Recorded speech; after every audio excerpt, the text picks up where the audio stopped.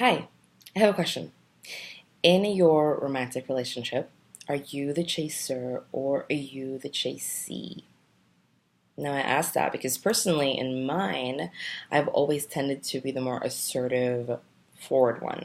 Even in my dating life, I am usually the type of woman to just chase a guy. There's really no other words to say it besides that. And as I've gotten older and ideally wiser, I've realized the value of balance and the value of finding someone who is also going to do the dance with me, be a harmonious partner, and go back and forth as well, and not always just be the one taking.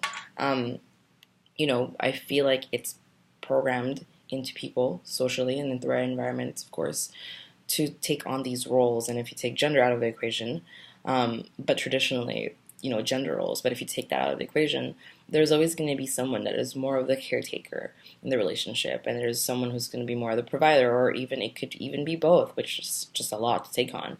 Um, but yeah, personally, I feel that for things to be holistically healthy and sustainable, there has to be a harmony and a balance to that, and both partners are self aware and taking turns leading each other. And it's like yin and yang, it's like feminine and masculine energy, right? And it's just the back and forth. If you're always the one planning things or doing things or taking care of the kids all the time, or if you're always the one who's the provider and then you're just always doing that, you could easily or eventually burn yourself out. And I think that's what happens with people. Now, some folks are fine in their defined roles forever, or are they really fine with it? Um, and other people aren't so much. And this is why communication plays such a big deal in all relationships. And for me personally, it's non negotiable when I get together with someone and they do not know how to communicate, or they're not emotionally aware, or, their EQ is just low and they just really can't deal with their emotions. It's a very important quality that I seek for in people that I surround myself with, and especially, of course, in my partner. But yeah, it's really interesting because that balance of power, I feel, is just integral to the longevity of your relationship and the quality of it. And there's a wonderful book that is pretty well known now, that is called The Five Languages of Love, or the Five Languages of Love by Dr. Gary Chapman, and it's been out for a long time, actually. I think since early 90s, perhaps, maybe, or mid 90s. I'm not sure, but it's been out for a while.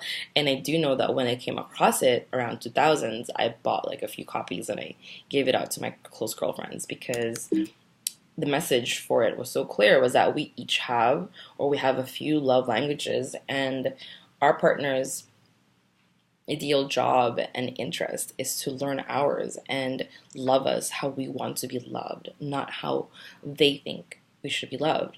So for me, my main love language, and I think a lot of people are probably with this on me, is quality time.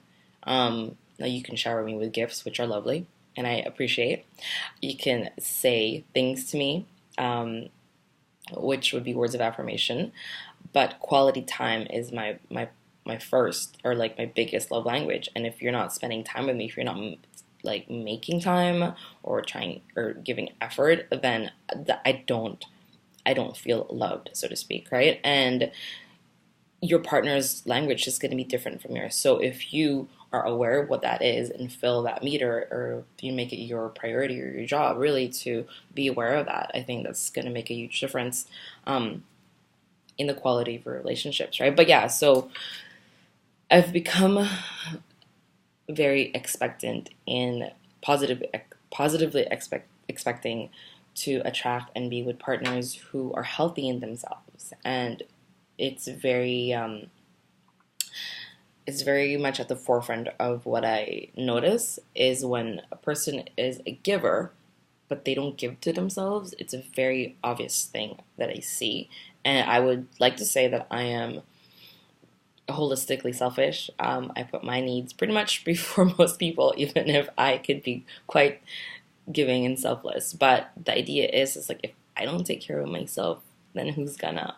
If I don't do me literally and figuratively, then who's gonna? And how could I be of best service if I'm not even servicing myself? That sounds weird and pervy, but that's fine. Um, and so some people that are very selfless and are giving to others, they really do not take care of themselves. And even that's not healthy and that's going to explode one day.